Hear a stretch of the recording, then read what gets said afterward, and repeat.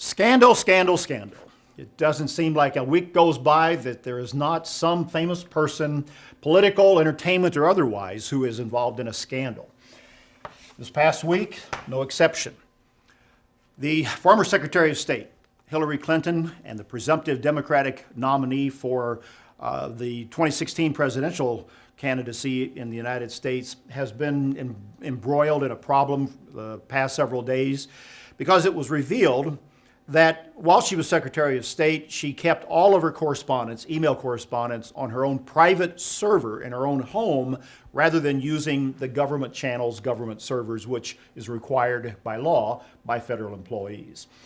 In the revelation of this, the discussion back and forth, a lot of questions that have been raised as to why and all of this. And she finally came out and made a public statement about it, but it doesn't seem to have died down.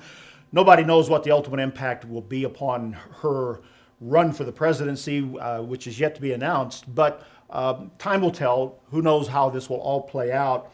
But there's a lesson here, not just in this one, but in all scandals. In my lifetime, I can go back to Watergate, the resignation of President Nixon, and all kinds of political scandals and involving famous people.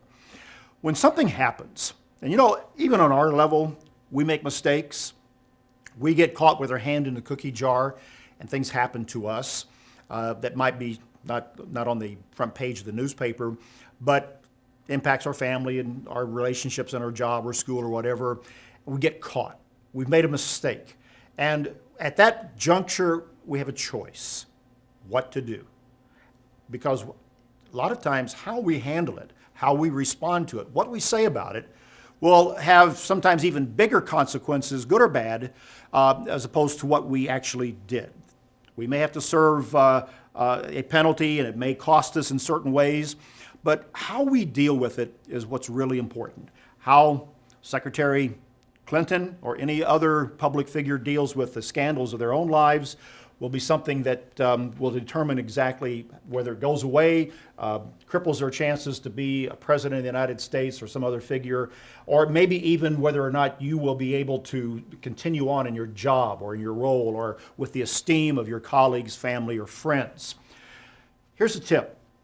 Here's 3 tips, actually, when it comes to dealing with scandals and what might be there. First of all, just admit it. Admit and be honest. Cauterize the wound. Stem the flow of the blood and the loss that is pouring out of you or of your company or of the entity that you represent. Admit it, get to the bottom of it, and then deal with it at that particular point. And if you are guilty, and if it does cost you, take the medicine. Do some good. Do penance. Take whatever time. Rehabilitate yourself. Redeem yourself. In America and in many other places, there is redemption. And people can earn their way back to self-esteem, to credibility, even to positions of influence, depending upon the situation and who they are. But do some good and serve your time and see what time will actually bring about for you. And thirdly, a good dose of humility. If you do come back, if you are reinstated, come back with a good dose of humility. There's a proverb, 16 verse 18. It says this: pride goes before destruction and a haughty spirit before a fall. Pride can get us in trouble beyond even the actual misstep that we might take, the sin or the crime or the infraction of the rule, whatever it might be. Admit it. Watch our pride. Be humble. It can take us a long way before or after, whatever the scandal might be in our own personal life, and it's good advice for us all at whatever level we happen to occupy. That's BT Daily. Join us next time.